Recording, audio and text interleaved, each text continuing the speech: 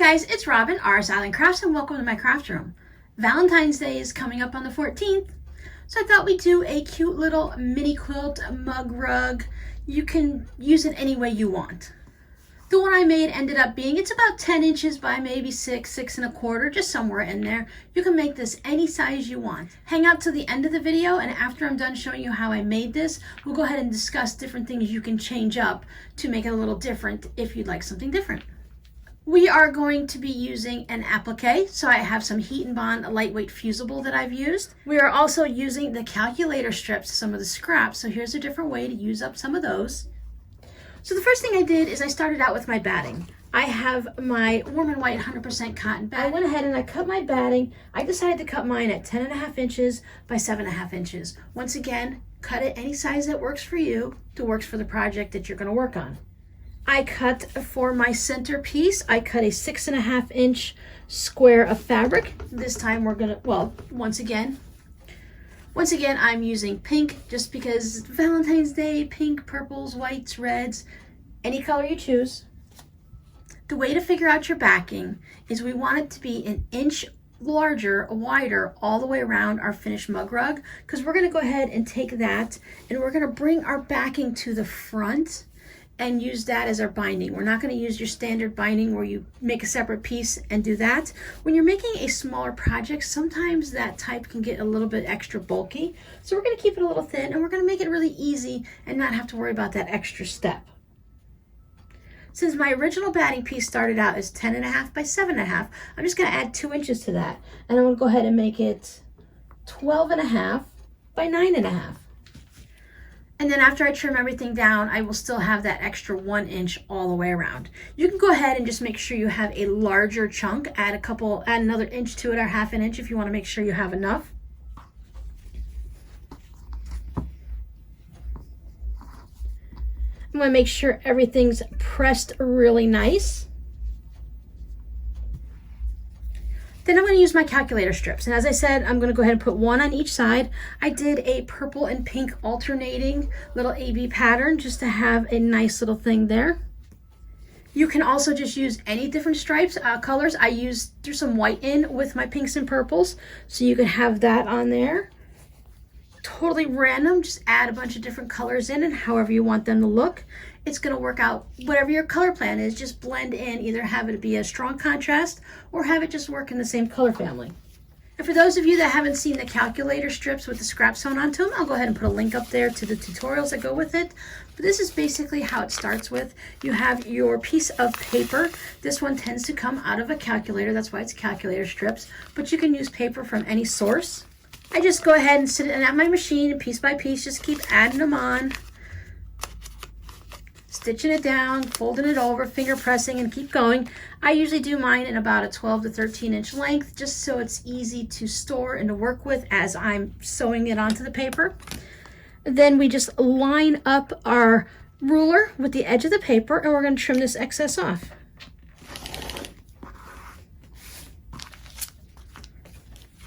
We're going to do that on both of the long edges.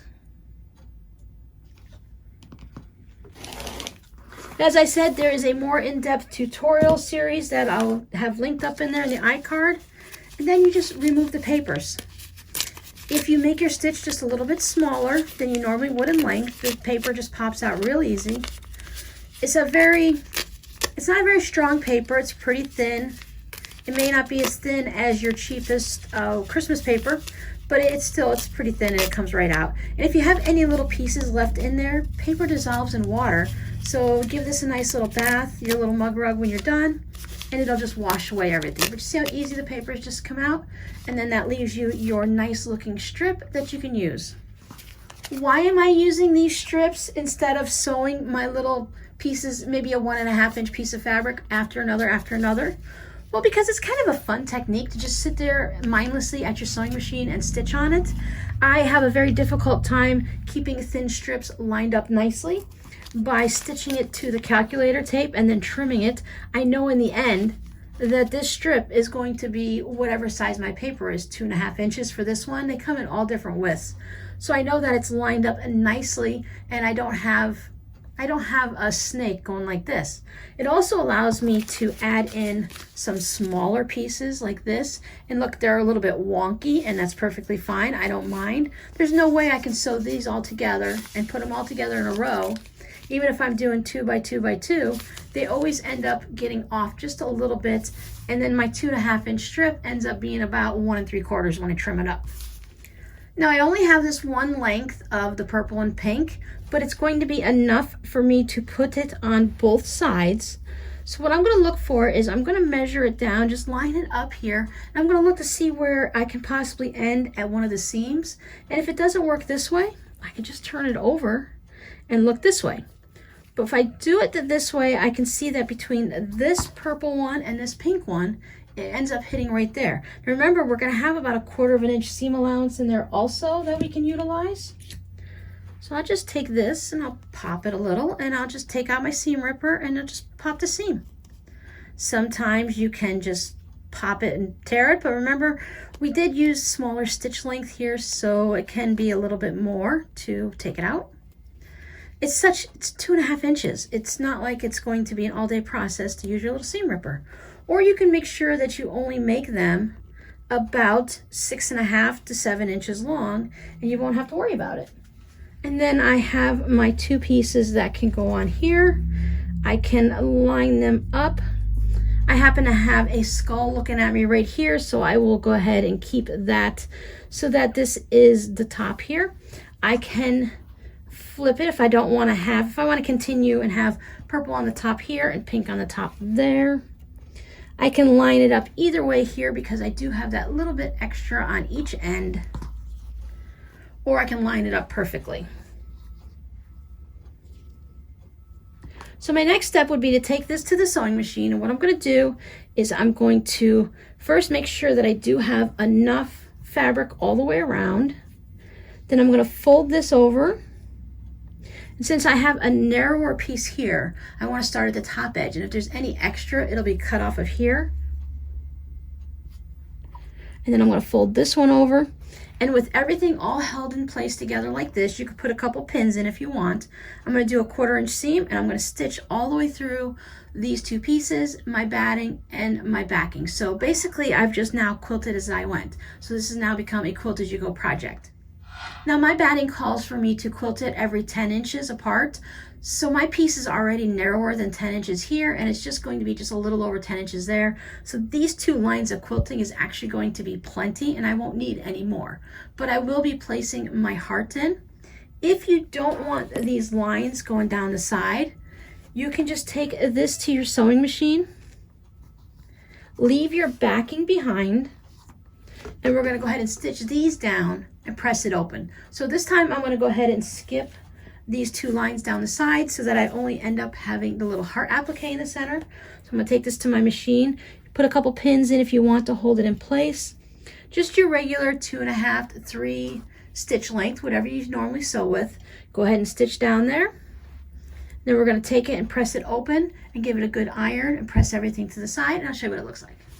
I went ahead and stitched down, I pressed them open, then I decided to take one of the little fancy stitches on my machine. It's still not going all the way through to the back, so it's going to have a nice clean back, but I did want to add just this little feathery stitch that went down. I just went right down, I centered it, so for my machine it was easy to center right down the center, and it just has these little kind of like feather arrow things that pop off to the side. I thought that was a nice little detail, so I put that on. And what I do is, I want to show you a little tip what I do at the machine. Is I have these little quilt sandwiches, just 2 pieces of scrappy fabric with a piece of scrap batting my standard batting that I use the most. And then I just test out different stitches on my machine.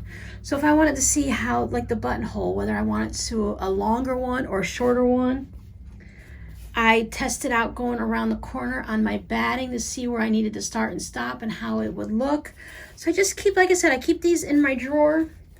And then whenever I want to try out a stitch before I do it on my project, I just do a little bit on here. It doesn't take very much to see exactly where you like it. You can make a larger one of these and put numbers on it and label it and all that. And I just play with the dial as I'm sitting there and see what looks good for that specific project. For me, I think even having a master list of what each stitch does and which stitch length I prefer it kind of changes up for each project. So it's easier for me to have this little play piece. There's nothing holding them together at all. They're just kind of laying there. It's very, very small. It's only like 3 inches wide. So it just gives me a little idea. If you want to go longer, you can go this way. And then it's just kind of an easy way to see what it's going to look like before you do it on your projects, so you don't have to always unpick it if you don't like it. Now we have to figure out the heart. For mine, I decided to use this purple fabric that had kind of like paint brushes. It's got the purple and the pink. I thought that would look nice on my purple pink theme here. This one is going to be more of a subtlety versus my first one where everything really pops. I think everything kind of blends nicely in this one. So what I did is I just went ahead and Googled hearts. I chose to use my 4-inch one that I've been using for other projects. I did measure this and it does come out more of a 4 1/4 inch if you wanted to put it in a square to figure out the box. But you know, sometimes printers print things a little differently, and that also maybe it might not have been drawn perfectly when they blew it up to the right size, or I cut on the wrong line, whatever. I just mark it down here as 4 1/4, and I keep it in a little drawer in a little Ziploc bag with all my other hearts so that I can just pull one out whenever I want and see if it's a size that works. So for me, the 4 1/4 heart worked pretty good on my 6 1/2 inch square. I used the Heat and Bond Light with the fusible.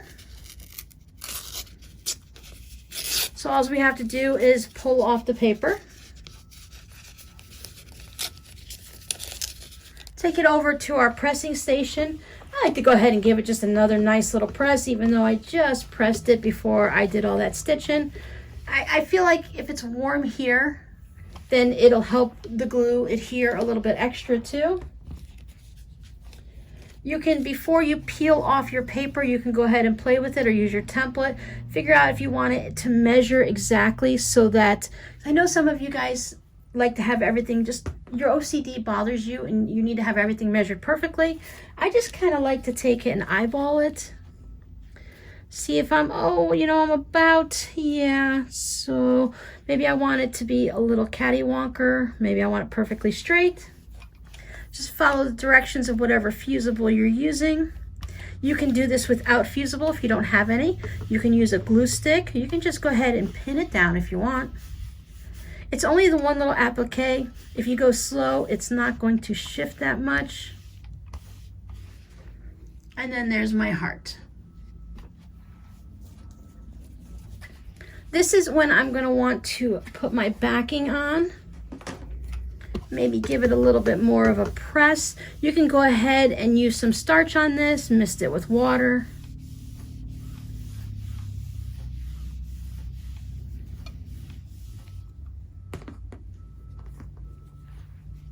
Line this up so it's kind of sitting in the center. You want to make sure you have about a 1/2 inch all the way around.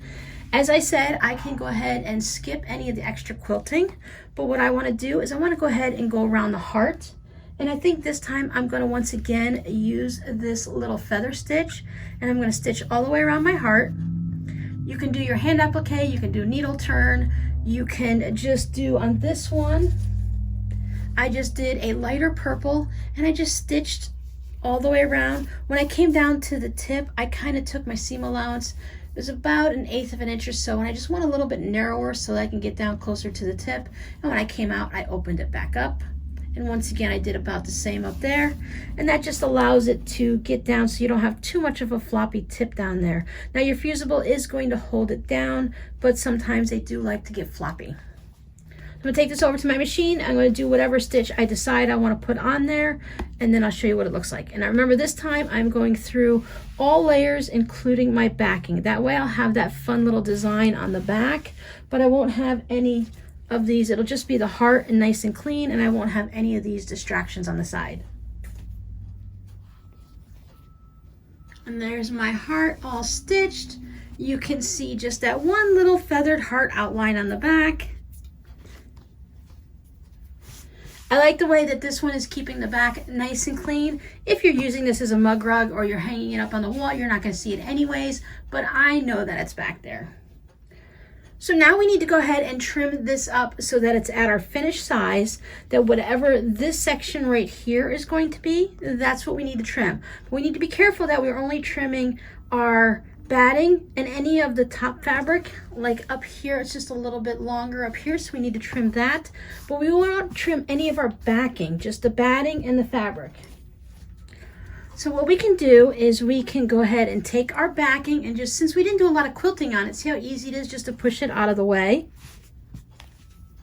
And I'm just going to line up my ruler.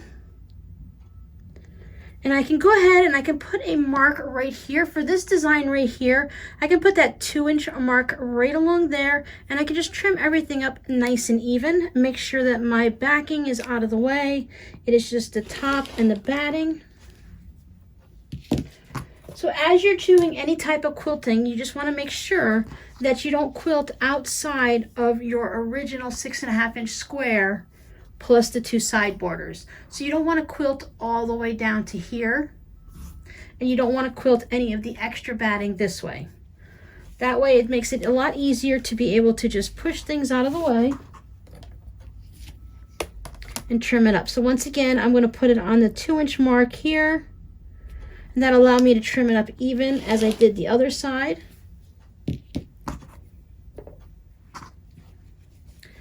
Push it all out of the way. I also did mug rugs about 2 Christmases ago.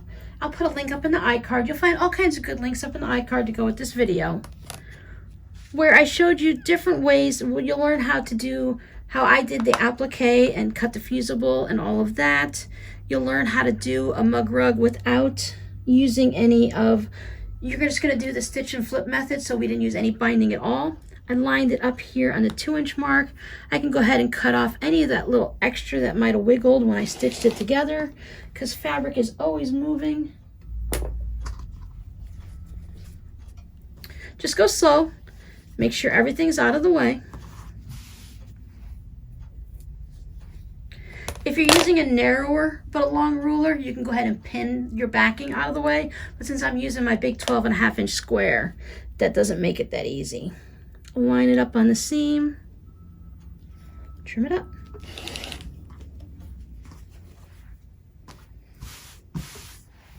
You can take it back over and give it a good press if you'd like. Now we get to go ahead and trim our backing so that it's 1 inch on all 4 sides, wider than our original piece. Now if you decided you didn't want to do the quilt as you go and have any designs pop through and you just made this piece, now you can go ahead and cut your backing and cut it 1 inch all the way around, larger than whatever your finished product came out to be. So if you had a 6.5-inch square and you only used this center and it was 6.5-inch square, then you want to go ahead and cut an 8.5-inch. That'll give you 1 inch on either side. Now this one is a bit easier, so I can just lay this on the 1 inch mark. If you wait until afterwards, then you don't have any of the extra fabric if you're worried about having any scrap fabric left over that you might throw away. I'm going to save this. This is a really good solid purple. I will save this for another art project. Similar to the hearts that I did when I did the mosaic heart mug rug postcards the other day. Nice and slow, 1 inch all the way around. Don't rush yourself. It's easier to take a couple extra seconds here and double check what you're doing than it would be to start all over again.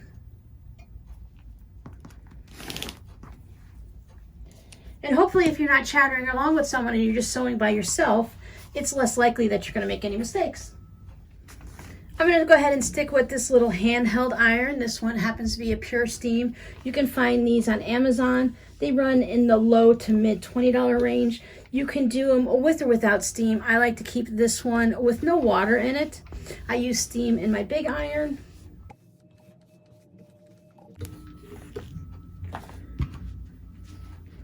And now we're going to go ahead and make our binding.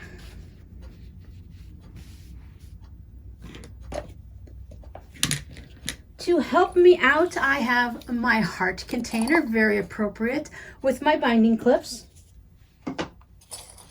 And I also have a little Elmer's washable school glue. If you happen to have a glue stick, I'm all out of glue sticks at the moment, you can use that. But I just have one of these little glue pens that I picked up at the dollar store. You trim the tip yourself so you can make it a very pinpoint narrow one. They do have a lot of little bottles and tops and tubes that you can put right on your Elmer's glue.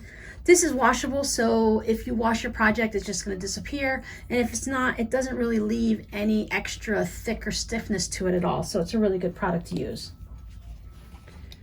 So essentially, the whole process is going to be where we are going to fold it up so that the raw edges of our binding, our backing, reaches the raw edges of the inside of our quilt there. We're going to give that a good press, and we're going to roll that forward. And this is where we'll put a little bit of glue, and then we'll have our binding. The only tricky parts is to work your little miters, and the glue will aid in helping everything hold nicely together, but you can use, I use my clips in addition to the glue. You can use just pins or just clips, and it'll be fine too.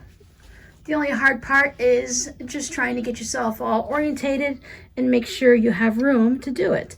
Now this is another reason I like this little iron, because it just fits on here nicely. I can see what I'm doing. I'm just making my two raw edges meet. I'm not going on top of the quilt. If you wanted to, if this is starting to move around a little too much on you, you could have taken it over and just put a little bit of a stay stitch on it. You would want to do that like this. You do that before you put the backing on so that nothing moves. If you put it all the way through the backing, you're going to see that on the back of your quilt.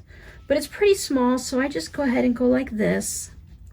And then I'm going to take my glue, and I'm just in the pieces in between my two edges. I'm not going to go out into the backing binding section. We're going to call this the binding from now on. So I'm not going to go off into the binding. I'm going to stay right here. Just going to close to the edge so it doesn't seep out on the outside of it. I'm just going to give myself a couple little dots. Just run your little glue stick down. It doesn't take a lot to hold it. See my little dots? Then with my hot iron, as I said, I do it without steam. I don't know if it matters, but it's a washable glue, and you would think, like I said, that moisture makes it go away. But you do need to heat set it. And if I keep the glue down towards the bottom, as I'm turning it with my fingers, I'm not going to get glue all over my fingers. As I said, check out the iCard. There is a video where we do this from start to finish. I do it really, it's a 45-minute video because I'm making entire placemat. But what you want to do, if you only want to look at how to do the backing as a binding, go ahead and go to 28 minutes and 43 seconds. I'll put that down here. And that'll take you right to the beginning where I walk you through all of these steps. So I'm going to go through it a little bit quicker today than I did in that video. Let's pop some pins in, the clips. I said it just kind of holds it while your glue is setting. It makes me feel better, and if I feel better, that's all that really matters, right? Now in this one, you're going to take your corner and you're going to pop it over. Now I show you how to do it this way in the video in the iCard, but what we can also do, peel back a little of my glue, we can take this and we can fold it so that I'm folding my binding all the way up to that corner, and it's going to come all the way in to this right here is where my corner is. So I'll give that a nice little press.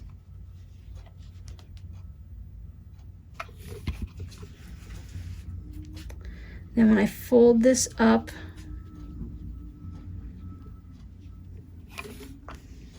press it again,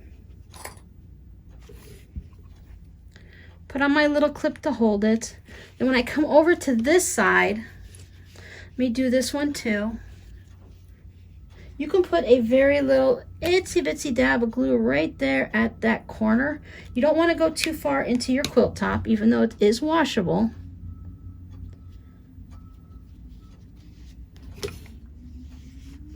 I'm going to set it with my heat. Okay, so then when I take this and I fold this halfway up, when I fold it up again, it's going to give me my mitered corner. See my little miter there? So let me get this pressed.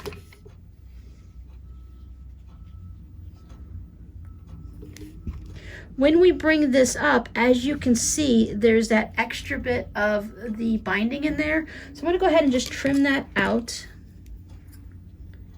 Just kind of pop it, stay along the edge of the quilt. Don't cut into your other pieces of binding. You just want to trim that little piece out. So that when we fold everything up, we won't have that extra piece of fabric popping out anywhere. So let's put the glue on it.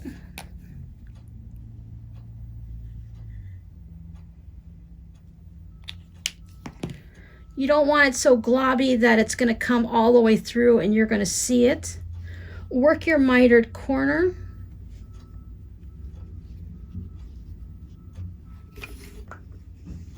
I'm not going to glue down by that corner because I'm going to have to pop it up and trim the excess fabric out of there. And this is where the clips are nice. So when you're starting to work on these corners, you can just pop it in there and hold it while your glue is drying. Do the same thing at this corner. So I'm just going to go ahead and keep mitering my corners and working on my binding. I will speed it up a little bit for you guys. As I said, there is a more detailed video that you can see up in the iCard.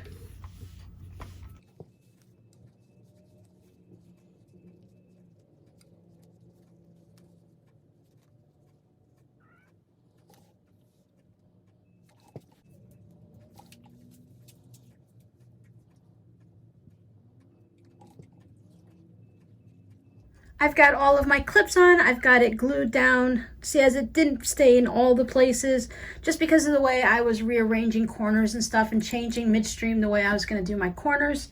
The way I did these corners are just like in the video that I posted. It just gives it a little extra bulk. So I wanted to try this version. It doesn't feel as if it is as thick in there because you're cutting out that extra fabric. You can still do it this way and probably trim out a little fabric too. Now I could take this to the machine and I can go ahead and machine stitch it down, or I can hand stitch it all the way around if that's what you prefer. Just go ahead when you hand stitch to tack your miters in if you've got a little bit of an open space in there or if it's a little bit off. I'm going to go ahead and hand stitch mine down just so I can have a different version than the one we already have here. And then I'll come back and I'll show you the finished item. So I've gone ahead and I've hand stitched all of my binding down on the top. I haven't done hand stitching and binding for a while, so mine looks a little bit more primitive. But to be honest, this really isn't the style of a project that I would do that with. Using the back as the binding is like a faster way to go ahead and get your project finished. So at that point, I would just want to go ahead and add a little decorative or a straight stitch just all along it to hold it down. It does not bother me that it gives it a frame on the back. As I said, it's going to be on the table or on a wall, so it's not going to be noticeable. But if you want perfectly clean back, clean lines, and you don't want to have anything there that can be seen, you can go ahead and hand stitch it down.